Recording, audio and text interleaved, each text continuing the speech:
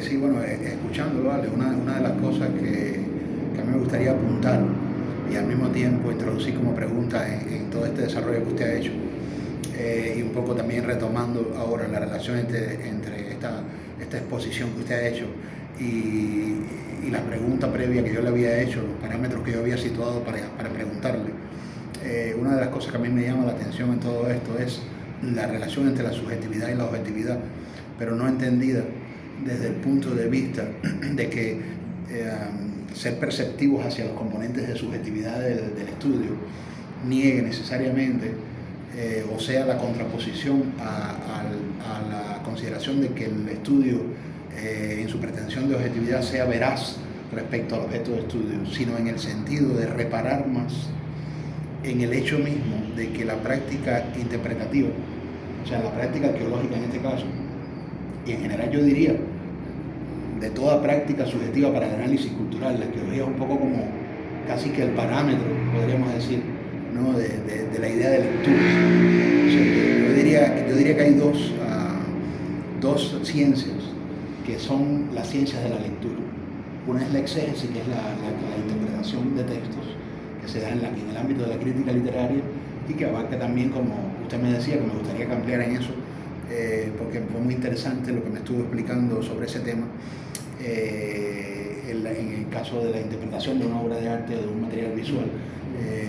Es decir, hablemos de la crítica, de la interpretación, tanto de lo textual escritural, en base a la escritura, como de la interpretación de los fenómenos iconográficos y visuales. Estamos frente a un fenómeno de lectura de un texto, de exégesis. De exégesis significa lectura del texto, ¿no? En esa acepción filológica, digamos, de la palabra exégesis, ¿no? Y la arqueología. Son las dos formas de conocimiento que más están vinculadas al concepto de lectura. Desde el momento en que se parte de un parámetro a través del cual los signos con los que se está trabajando, los indicios, los íconos, que usted como arqueólogo encuentra, recoge, halla, ya visibles o no, excavándolo o no, pero que son, cuando usted por ejemplo pone el ejemplo de la punta de la lanza, de la manera como está labrada, o cuando usted pone el ejemplo del modo de cocción de la cerámica, todos estos pequeños elementos, detalles, cuando no los estamos ya de una vez reconstruyendo respecto al objeto de estudio que se quiere reconstruir en su objetividad, perdón, sino que estamos lidiando directamente con ellos en su inmediatez táctil o visual. Son indicios, son huellas, son signos, vamos a decirle así. La manera como está labrada la lanza, independientemente de la inferencia que vamos a hacer a través de eso en torno a una cultura, es ella misma un signo. Esa manera como está tallada, esa manera como está labrada, es un indicio. Peirce decía, lo debe conocer, ha oído escuchar hablar sobre él, el creador de la semiótica.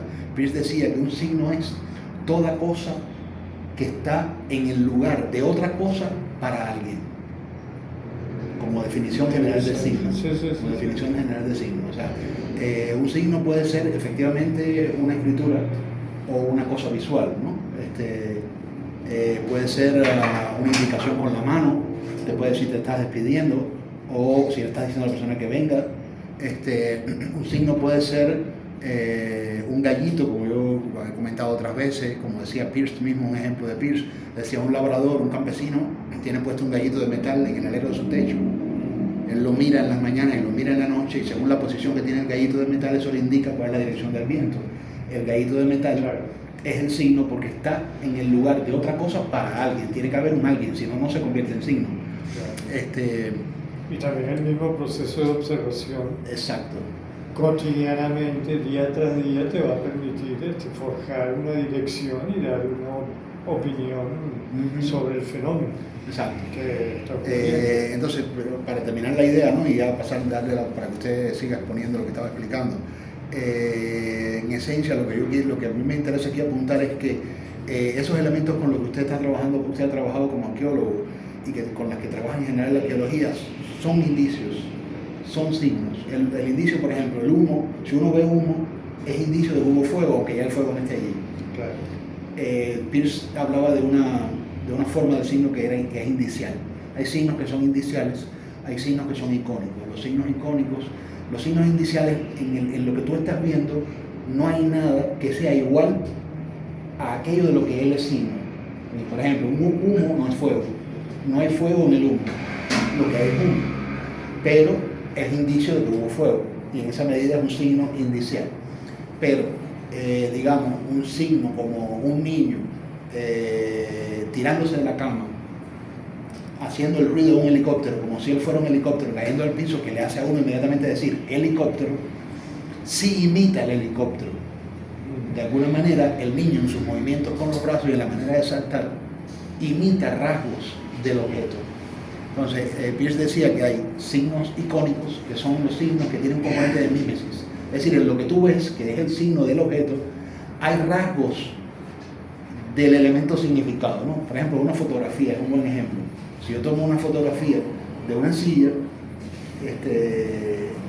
y se la muestro a un tercero, no es la silla, es el signo de la silla, y sin embargo es muy parecido a la silla porque contiene elementos representacionales e iconográficos miméticos respecto a la silla, aunque es otra materia, porque es una cosa que está impresa en un acetato o en un papel, ya no está hecho de la misma materia ni ocupa el espacio de la misma forma, que además está en el lugar de la silla.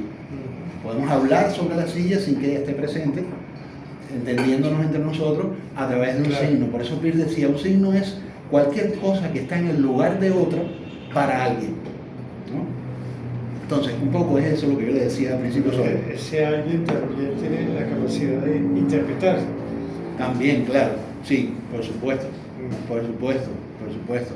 Pero bueno, digamos por que... Eso hay la diversidad de ideas que nadie claro, al final se pone de acuerdo. Claro, pero en este caso el trabajo arqueológico es... usted está frente a un indicio determinado, que es una forma del signo, que puede ser más o menos icónico, en el sentido de mimético, es decir, parecerse a aquello que designa o no, como el caso del ejemplo que usted ponía de la forma de cocción de la cerámica o de la forma en que está labrada la punta de la lanza. Allí el objeto del signo, punta de la lanza, no está en el signo, o sea, sí, no está en el signo, sí, pero sí, a través de la manera como está labrada lo podemos inferir, exactamente. Esa es otra cosa que a mí me parece importante, el concepto de inferencia. Porque hoy en día, con todas las, entre otras cosas, usted que también es bastante crítico hacia ciertos reduccionismos de la semiótica, bueno, me ha dicho, ¿no? Ciertos reduccionismos de la semiótica, con lo cual yo estoy de acuerdo. Ha habido una propensión a lo que se llama la crítica al signocentrismo. La semiótica lo convirtió todo en signo. Ha habido en la hermenéutica, en el pensamiento contemporáneo, una tendencia a cuestionar que se vea de manera tan rígida la idea del signo, y un poco una crítica a una especie de signocentrismo al que llevó la semiótica, ¿no? Y efectivamente es cierto, ¿no? Hay algo rígido en la idea que la semiótica ha dado del signo, pero al mismo tiempo en que podemos negar el signocentrismo, también llegamos a la idea de que tampoco podemos negar completamente la existencia de signos, desde el momento en que, aunque no digamos que es un signo en sí, sabemos que la actividad misma de inferir trabaja con signos. Si estamos infiriendo algo, es porque algo en el lugar de otra cosa nos ha permitido desarrollar una inferencia. Desde el momento en que hay inferencia, de alguna forma hay signo, es como el problema de la lectura. Desde el momento, podemos decir, son textos esas cerámicas que usted leyó, son textos esas lanzas que usted leyó, no son textos si tomamos como parámetro un libro de texto. Si tomamos como parámetro la idea, digamos, literal de texto. Pero si tomamos como parámetro la idea de que toda forma de lectura presupone leer algo y por lo tanto lo que es leído es un texto para esa lectura, hay texto, aunque sea otra forma del texto. Es lo mismo que estamos diciendo entre la inferencia y el signo.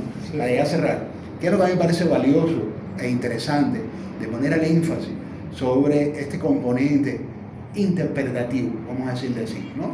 Interpretativo.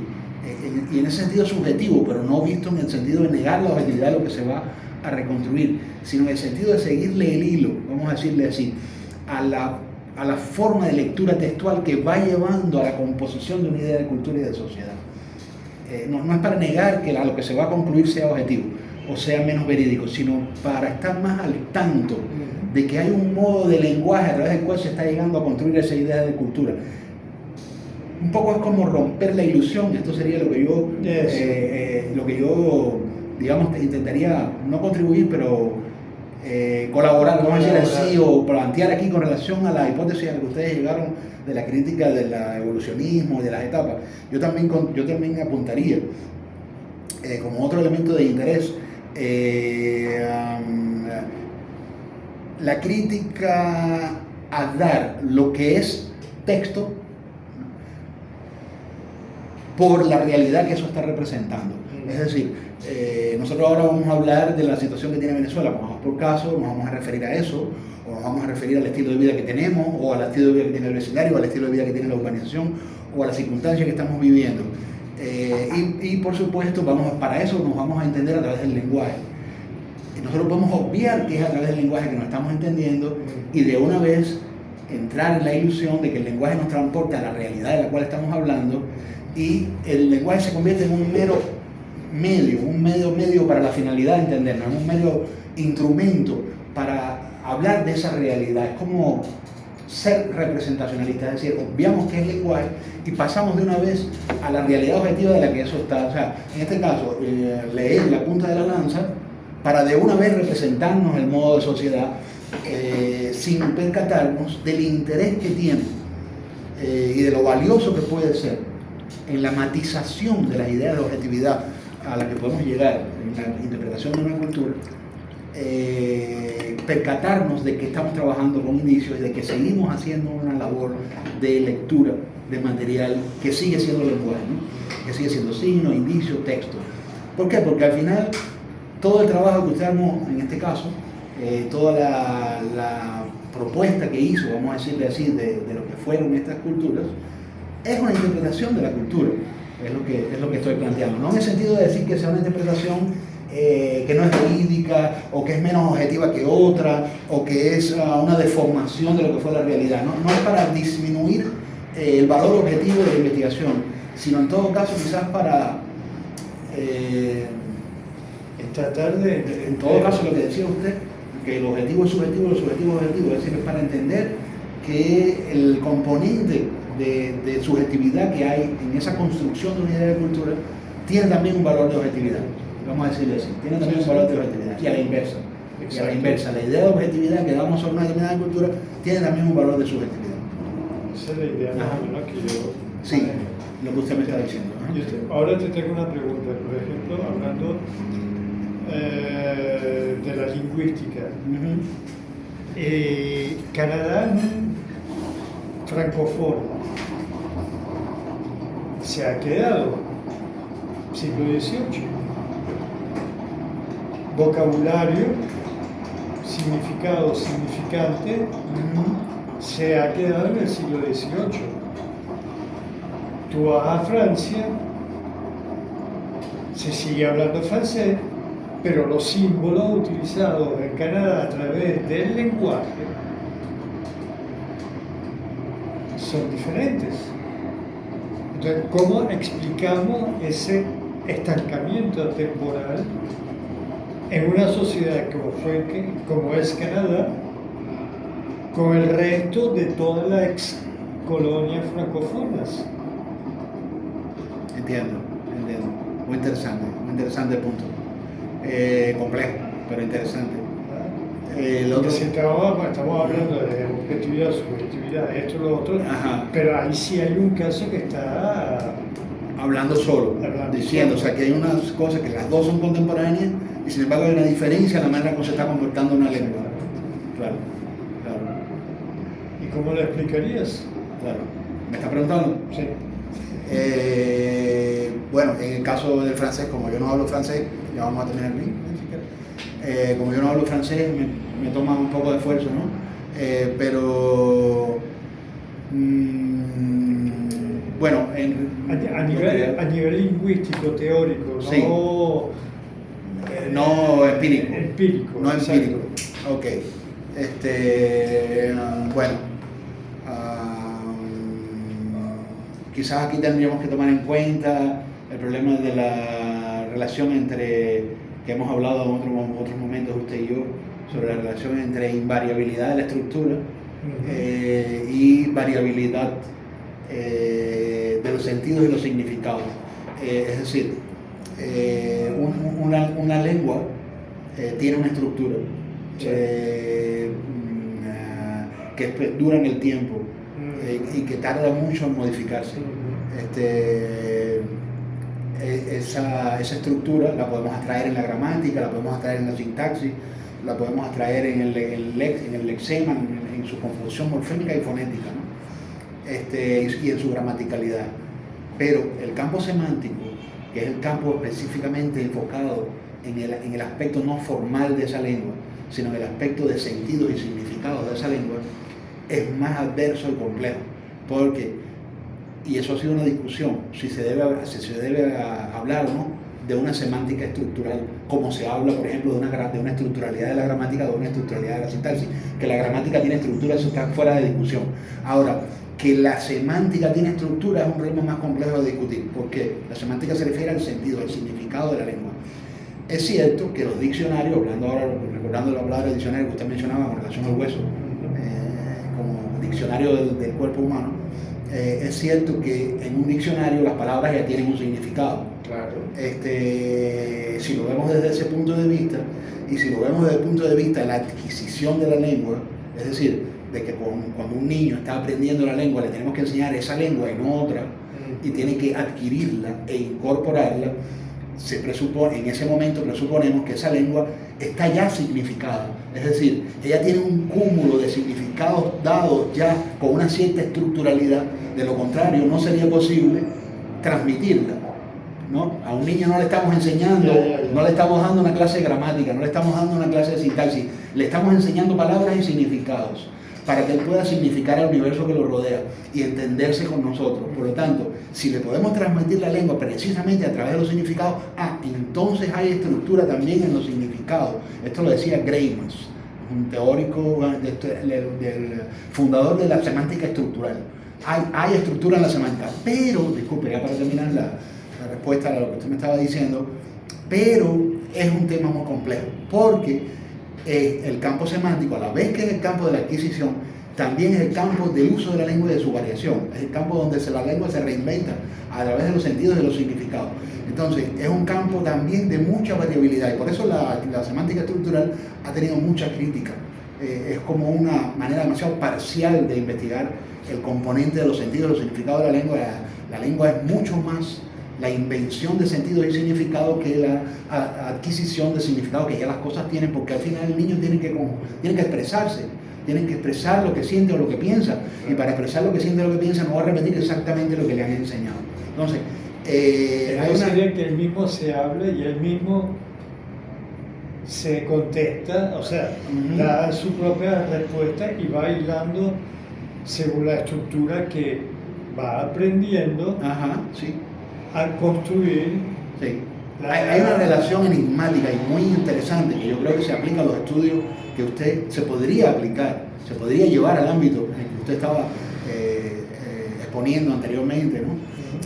Pero ya sería más complejo, incluso al ejemplo que me está poniendo, de por qué el francés es diferente en Canadá en Francia, ¿no? Quizás se pueda llevar allá, pero ya requeriría de un estudio, de una cosa que no puedo responder en este momento. Probablemente es usted quien pueda verdaderamente, bueno, pero en principio por lo menos tener más una idea del tipo de imaginación, el tipo de lógica que podría conducir a entender ya en un fenómeno como ese lo que le voy a decir ahora, que se mantiene dentro de un ámbito un poco más abstracto, ¿no? De Jacques Derrida, el filósofo francés, que a mí me gusta mucho, muy influido por él, tiene un ensayo muy importante que fue su tesis doctoral sobre la fenomenología de Husserl, que se llama Génesis y estructura. Es un ensayo que a mí me ha interesado mucho. Él plantea que no hay génesis sin estructura. Pero al mismo tiempo reta, vamos a decirle así, la idea de estructura a través de la idea de génesis que la estructura misma presupone. El ejemplo que él utiliza, no en este ensayo, sino en otro estudio de él, que también fue parte de su tesis doctoral sobre Husserl, es el ejemplo de cómo antes de decir algo, nosotros tenemos un querer decir. Es decir, hay un deseo de expresión, hay un querer decir. Todavía no se le ha dado forma. Eso es lo que se llama la dimensión eidética de la expresión. O sea, hay algo que usted quiere decir, pero todavía no lo ha dicho, ¿no? En ese momento hay un querer decir. Ahora, en el momento que usted lo comienza a decir, este sería el problema de derridariano, de la relación entre génesis y estructura. En el momento que usted lo empieza a decir, lo pone en una estructura, porque lo empieza a decir como una gramática, dentro de una lengua, dentro de una sintaxis. Esa gramática tiene constricciones, vamos a decirle así, como el corsé que se pone, la imagen del corsé, tiene constricciones, tiene pautas, impone cosas que hacen resistencia. Tú no la puedes llevar en cualquier dirección.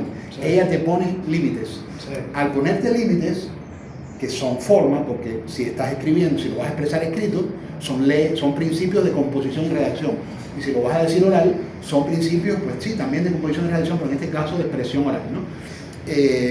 Tú tienes que lo que quieres decir, ese querer decir anterior e idético, que todavía no tiene forma, para poderlo expresar lo tienes que poner en una estructura. Y al ponerlo en esa estructura, ¿cuál ha sido la idea ingenua? La idea ingenua ha sido suponer, aquí yo tengo algo que quiero decir, y aquí está la lengua en la que lo voy a decir, en la estructura en la que lo voy a decir. Yo tengo que esto decirlo, como si esto tuviera ya una forma, pero es que esto, que es solo un deseo de decir, una disociación, no tiene aún forma. Esto no tiene aún forma. No tiene aún forma. Lo que tiene forma es la estructura de la lengua, pero tampoco esa estructura es nada de ella misma sin imprimirle una dirección. O sea, usted empieza a redactar o a expresar, y en la medida en que empieza a expresar y a redactar, está valiéndose de una estructura y está poniendo en esa estructura el querer decir. Pero al mismo tiempo esa estructura sola no es nada, ella está muerta. Una vez que empiezas a decir algo con ella, aunque trabajas con sus pautas, también le das una forma que ella no traía como estructura. Esa forma se la impregna el deseo de decir, lo que querías decir, ¿no?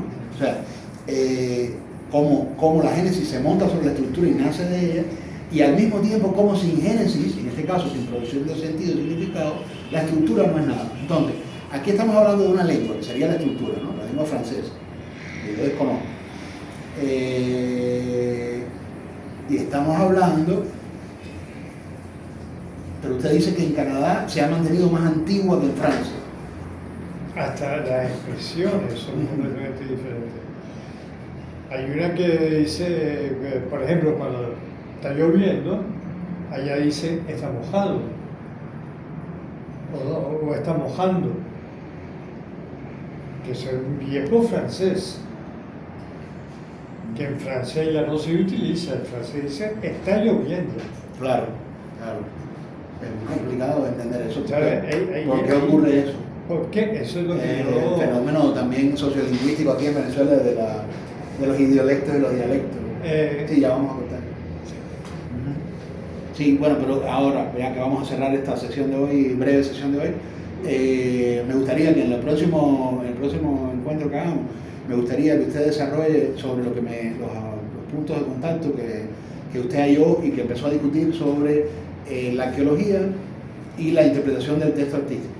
Me gustaría trabajar en esa dirección, porque además eso nos va a llevar al problema de Carmen, al problema de la interpretación de elementos del arte, y podemos trabajar también en algunas cosas interdisciplinarias. Y la migración. Y la migración. Lo vemos sobre... lo vamos hilando. Que sería ya el punto final del estudio. Del estudio, todo está interconectado. Sí. Ok, está bien. Gracias.